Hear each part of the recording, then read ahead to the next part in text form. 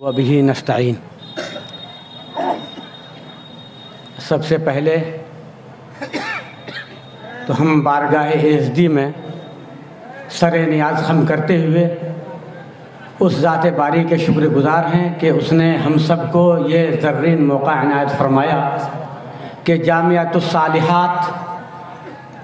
نامی اس ادارے کے احاطے میں ہم سب تشریف فرما ہیں، اور جیسا کہ معلوم ہوا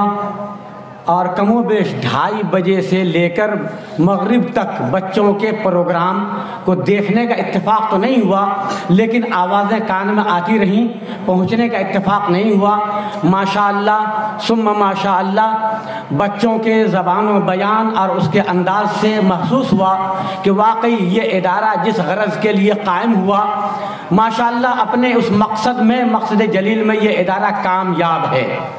اور صرف یہ ادارہ ہی نہیں بلکہ یہ ادارہ اس اعتبار سے بھی مثالی بن گیا کہ اس ادارے نے اور دیگر اداروں کو اپنے اس احاطے میں جمع کر کے اور اس کے درمیان مسابقات کا پروگرام ہوا، اور ہونا بھی چاہیے۔ ماشاءاللہ مفتی رشید احمد صاحب ہمارے بہت ہی مخلص، بڑے پیارے اور نیارے دوستوں میں ہیں، اور ہم لوگ ہم وطن ہیں۔ میں اپنے بارے میں بتا دوں، میں کہیں دور دراز سے آیا ہوا آپ کے درمیان کوئی مہمان نہیں، بلکہ آپ ہی کی طرح سے آپ کے وطن کا، آپ کے گاؤں کا رواحی میرا گھر ہے۔ اس اعتبار سے ہم بھی آپ ہی کے جماعت کے ایک فرد ہیں، ہم بھی آپ ہی کی طرح اپنے ان مہمانان گرامی قدر کے میزبان ہیں۔ بس مہمانوں کے لیے راستہ ہموار ہو، اسی کے لیے فضا سازگار بن جائے اور ایسا ماحول بن جائے کہ ہم اپنے مہمانوں کو سننے کے قابل ہو جائیں، اسی کے لیے ہم جیسوں کو آپ حضرات کے سامنے پیش کر دیا گیا ہے، تاکہ لوگ بھی دھیرے دھیرے جٹ جائیں اور پنڈال کھچاکچ بھر جائے، اور پھر ماحول ایسا بن جائے کہ ہم اپنے مہمانوں کو پوری دل جمی اور دلچسپی کے ساتھ سن سکیں۔ ماشاءاللہ اس ادارے کے قیام کے روز اول سے محترم میرے دوست مجھ کو آواز دیتے رہے، اور میں گاہے بگاہے آتا بھی رہا، اگر بر وقت میں رہا تو ضرور آیا۔ میں ویسے قیام اور بود و باش کے اعتبار سے، روزگار کے اعتبار سے مدرسے ہی کی لائن سے پورنیہ میں رہتا ہوں، لیکن کوشش ہوتی ہے کہ چونکہ یہ ہمارے علاقے کا، ہمارے وطن کا، ہمارے مقام پر یہ ادارہ ہے، یہ جلسہ ہے، اس لیے ہماری شرکت ہو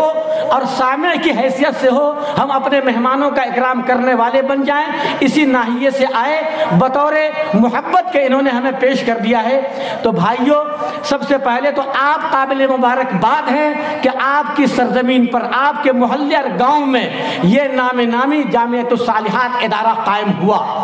اور یہ 10 سال پہلے قائم ہوا۔ 10 سال پہلے ہم اگر نظر اٹھا کر کے دیکھیں، ہمیں یاد ہے کہ شاید پہلا جلسہ تھا جب میں آیا تھا، اور میں نے بہت ہی خلوص دل سے، دل کے نہا خانے سے ہم نے یہ دعائیں دی تھی، مبارکباد دی تھی بھائی مفتی عبدالرشید صاحب کو کہ انہوں نے یہ بہت بڑا بیڑا اٹھایا، بہت بڑا کارنامہ انجام دیا کہ لڑکوں کے مدرسے تو اس علاقے میں آج بھی بہتیرے ہیں اور یہ قائم ہوتے رہیں گے، لیکن لڑکیوں کے مدرسے قائم ہونے چاہیے، اور اس بات کی ضرورت ہے کیونکہ لڑکا انسانی آبادی کا صرف نصف حصہ ہے، اور اس کے بالمقابل لڑکیاں بھی انسانی آبادی کا نصف حصہ ہیں۔ لہذا لڑکوں کے لیے، مردوں کے لیے جو مراعات، جو حقوق اور جو سہولیات ان کو حاصل ہوتی ہیں دنیاوی اعتبار سے، اسی اعتبار سے لڑکیاں بھی مستحق ہیں اس بات کی کہ تعلیم کے اعتبار سے، تربیت کے اعتبار سے ان کو بھی یہ مراکز حاصل ہوں اور یہ درسگاہیں حاصل ہوں۔ بھائی رشید احمد صاحب نے یہ کارنامہ انجام دے کر کے یہ قابل فخر کارنامہ انجام دیا ہے، لائق صدبار، قابل ستائش کارنامہ انہوں نے انجام دیا ہے۔ ہماری دعائیں اور ہمارے بزرگوں کی دعائیں ہیں کہ الحمدللہ یہ مدرسہ قیام کے روز اول سے ترقی پذیر ہے۔ گزشتہ 2-4 سالوں میں جھونپڑے تھے، بانس اور کیا کہتے ہیں کہ بانس اور ٹاٹ کے کیا کہتے ہیں مدرسے تھے، لیکن الحمدللہ تعمیری انداز میں اور بہت ہی منظم انداز میں تعلیمی اعتبار سے بھی تعمیری اعتبار سے بھی ادارہ ترقی کرتا جا رہا ہے، یہ ہر اعتبار سے قابل تعریف ہے۔ ہم سب دعا گو ہوں کہ اللہ تبارک تعالیٰ اس ادارے کو اس پورے علاقے کے لیے بلکہ سیمانچل کے لیے ایک کیا کہتے ہیں معیاری ادارہ قائم کرنے اور کرانے کی توفیق عطا فرمائے، اور ہر اعتبار سے یہ لڑکیوں کے لیے، انسانوں کی نصف آبادی کے لیے یہ مینار نور ثابت ہو۔ بھائیوں، ہم اور آپ جیسا کہ جان رہے ہیں اور دیکھ رہے ہیں کہ بینر کے اوپر عنوان باضابطہ دے دیا گیا ہے کہ عظمت قرآن کی نسبت پر یہ جلسہ منعقد کیا گیا۔ عظمت قرآن یہ تو ایک برننگ ٹاپک ہے ہی، اسی کے ساتھ ساتھ گزشتہ 2-4 مہینوں سے ملکی پیمانے پر خاص مقام فاربس گنج یا اس کا حلقہ نہیں، صرف بہار اور سیمانچل کا یہ خطہ نہیں، بلکہ بہار، اتر پردیش، بلکہ ہمیں کہنے کی اجازت دیجیے پورے ملک کے گوشے گوشے میں اس وقت عظمت قرآن کے ساتھ ساتھ 2 اور ایسے موضوعات ہیں جس کے اوپر بہت ہی زبردست انداز میں مقامی طور پر ہو، علاقائی طور پر ہو، صوبائی سطح پر ہو، ملکی پیمانے پر ہو، ہمارے تمام بڑے اکابرین چاہے وہ اداروں کے ذمہ دار ہوں یا مقامی طور پر جلسوں کے نظما حضرات کے اعتبار سے ہوں یا اسی طرح سے جمعیتوں کے ذمہ داران ہوں۔ ابھی جیسا کہ ہم نے اور آپ نے سنا بھی ہوگا، دیکھا بھی ہوگا، بلکہ شرکت بھی کی ہوگی، 15 ستمبر کو امارت شرعیہ کے زیر اہتمام صوبائی پیمانے کا نمائندہ اجلاس پٹنے میں ہوا، اور اس کا ایک ہی عنوان تھا تحفظ اوقاف کانفرنس۔ اور اس کے بعد ابھی ایک ہفتہ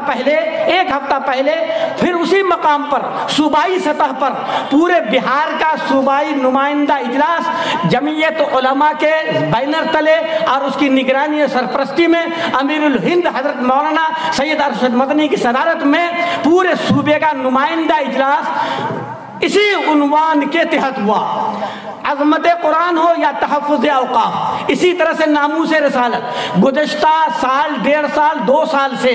یہ 2-3 عنوانات، عظمت قرآن تو 1.5 سال ہو گئے، ایک سب سے بڑا دشمن اسلام، قرآن کا دشمن، رسول کا دشمن، وہ جو ہمارے آستین کا سانپ نکلا، وسیم رضوی منحوس نے یہ عظمت قرآن کے اوپر سوالیہ نشان لگانے کی کوشش کی، اللہ تبارک تعالیٰ نے اس کو ایمان سے، اعمال سے محروم کیا، اور اب تو وہ تبت یدا ابی لہب وتب ما اغنی عنہ مالہ ما کسب جیسا انجام اس کا بس ہونے ہی والا ہے۔ بلکہ بہت سی روایتیں ایسی آ رہی ہیں کہ وسیم رضوی جو ایمان سے خارج ہوا، اپنا نام تک اس نے بیچ دیا، نام تک بدل گیا، اس منحوس کی حالت یہ ہو گئی ہے کہ ذاتی اعتبار سے، شخصی اعتبار سے ایک وقت وہ وقت بورڈ کا چیئرمین ہوا کرتا تھا اور ہر خاص و عام کے آنکھوں کا تارا بنا ہوا تھا، لیکن اس وقت وہ چہرہ چھپا کر اور زمین دود ہو کر زندگی گزارنے پر مجبور ہو گیا ہے، اور انشاءاللہ اس سے بھی زیادہ سے زیادہ بھیانک انجام اس کا ہوگا۔ اس لیے کہ آج سے پہلے جتنے دوغلے آئے، آج سے پہلے جتنے منافقین بنے، آج سے پہلے جس نے بھی ایسا سلوک کیا ہے، اللہ تبارک تعالیٰ نے اس کو خاتم بدہن، اللہ نے اس کو ذلیل و خوار و رسوا دنیا میں بھی کیا ہے اور آخرت کے اعتبار سے تو کیا ہی ہے۔ اس کے علاوہ ناموس رسالت اور تحفظ اوقاف، یہ 2 عنوانات ایسے ہیں جو اس وقت ملک گیر سطح پر ان 2 عنوانات پر ہمارے اکابرین، جیسا کہ میں نے کہا کہ مقامی اعتبار سے ہو، علاقائی اعتبار سے ہو، صوبائی اعتبار سے ہو، ملکی اعتبار سے ہو، جمعیتوں کے ذمہ دار ہوں، اداروں کے ذمہ داران ہوں، یہ حضرات ان 2 عنوانات پر کھل کر کے بات کر رہے ہیں، عوام و خواص کو سمجھانے کی، بتانے کی کوشش کر رہے ہیں کہ موجودہ سرکار یہ موجودہ حالات میں، اس وقت کے ماحول میں یہ حالات اتنے سنگین ترین ہو چکے ہیں کہ وہ وقف بل، امینڈمنٹ بل جو پیش کر دیا گیا، وہ تو قسمت کہیے قسمت کہیے کہ پچھلے الیکشن میں پارلیمانی سیشن میں وہ 333 کی تعداد میں تھے تو انہوں نے طلاق بل کو پیش کیا اور پاس کر دیا، دھارا 370 کو پیش کر دیا اور پاس کر دیا، لیکن اس بار کے پارلیمانی سیشن میں چونکہ وہ 240 کے اندر سمٹ گئے اور 2 بیساکھیوں کے سہارے اپنی سرکار قائم کرنے میں وہ کامیاب ہو گئے، اسی لیے بدرجہ مجبوری انہوں نے اس وقف بل جب مخالفت ہوئی، مخالفت پارلیمنٹ میں بھی ہوئی، مخالفت ہر مقام پر ہوئی، تو مجبوری کے درجے میں انہوں نے جوائنٹ پارلیمانی کمیٹی میں اس کو بھیج دیا ہے۔ لیکن اس کمیٹی کے اندر بھی ہمارے لیے بڑے افسوسناک مقام ہے کہ اس کمیٹی کی درجنوں میٹنگیں ہو چکی ہیں، لیکن اس میٹنگ کا بھی کوئی خلاصہ اب تک سامنے، کوئی مثبت نتیجہ اور خلاصہ سامنے نہیں آ سکا ہے۔ اس کی بنیادی وجہ یہ ہے کہ 31 ممبران ہیں، ان 31 میں سے 17 ممبران خود اسی جماعت کے ہیں، اکثریت انہی کی ہے، اور باقی جو بچے ان کو وہ خاطر میں لانے کے لیے تیار نہیں ہے۔ مختلف عنوان پر باتیں ہوتی جا رہی ہیں، لیکن اب تک کوئی مثبت نتیجہ نہیں نکل سکا ہے۔ ہم اور آپ دعا گو بھی ہوں، فکر مند بھی ہوں، اور حالات کی سنگینی کے پیش نظر ہم لوگ اب چاہے بعد مخالف چاہے کتنی تیز تند ہو، سرکار کی پالیسیاں چاہے کتنی خطرناک ہوں، چاہے حالات کتنی سنگین ترین ہو جائیں، ہمارے اللہ نے اور ہمارے رسول نے ہمیں اس بات کی تعلیم دی ہے، وَلَنَبْلُوَنَّكُمْ بِشَيْءٍ مِّنَ الْخَوْفِ وَالْجُوعِ وَنَقْصٍ مِّنَ الْأَمْوَالِ وَالْأَنفُسِ وَالثَّمَرَاتِ۔ اور اللہ کے رسول صلی اللہ علیہ وسلم نے بھی 1-2 مقام پر نہیں، درجنوں مقامات پر ہمیں تسلی آمیز پیغام دیا ہے کہ ہم ایمان والوں کے سامنے ہر آن اور ہر زمان میں، ہر مکان میں ابتلاء و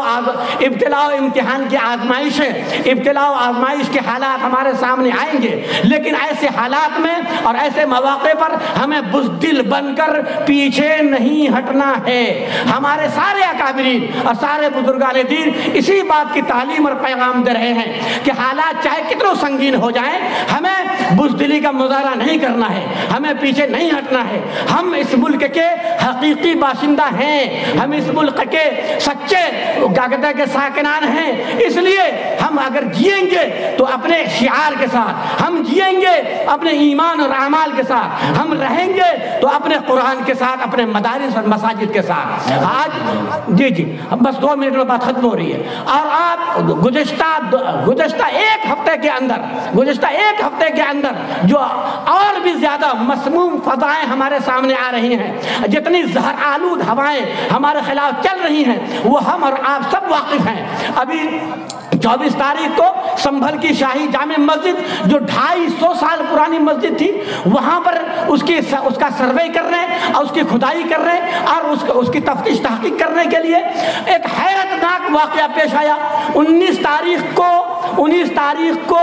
یاچیکا داخل کی گئی کورٹ میں، 3:30 بجے فیصلہ آ گیا، اور 6:30 بجے پرشاسن اور حکمراں جماعت کے لوگ، شاسن پرشاسن کے لوگ 6:30 بجے شام کو اس کا سروے کرنے کے لیے پہنچ گئے۔ ہندوستان کی تاریخ میں، 75 سالہ تاریخ میں یہ پہلا واقعہ ہے کہ سیم ڈے میں یاچیکا داخل کی گئی، سیم ہی ڈے میں فیصلہ سنا دیا گیا، اور سیم ہی ڈے میں سروے کے لیے شاسن پرشاسن پہنچ گیا۔ یہ کتنی سوچی سمجھی پلاننگ اور سوچی سمجھی اسکیم ہے۔ اس لیے بھائیوں، اور اس کے صرف 2 دن کے بعد وہ خواجہ غریب نواز ہند امیر المومنین حضرت معین الدین چشتی رحمۃ اللہ علیہ، جو 800 سال پہلے ہندوستان آئے اور پھر سرزمین اجمیر میں وہ وہیں مدفون ہو گئے، اور ان کے مزار کو بھی 700 سال کا سے زیادہ عرصہ گزر گیا۔ 700 سال کے بعد آج پھر عدالت کا سہارا لے کر کے یہ اسلام دشمن طاقتیں، مسلمان دشمن عناصر عدالت کا سہارا لے کر کے اس مزار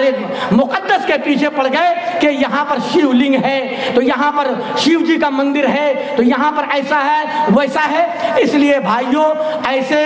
سنگین ترین حالات اور لمحات میں ہمارے بڑوں نے، ہمارے قرآن نے، ہمارا ایمان، ہمارا قرآن، ہمیں وہی عظمت قرآن جس کے عنوان تلے، جس کے بینر تلے ہم سب جمع ہیں، یہ قرآن ہمیں اس بات کی تعلیم دیتا ہے، یہ قرآن ہمیں پیغام دیتا ہے اس بات کے لیے کہ چاہے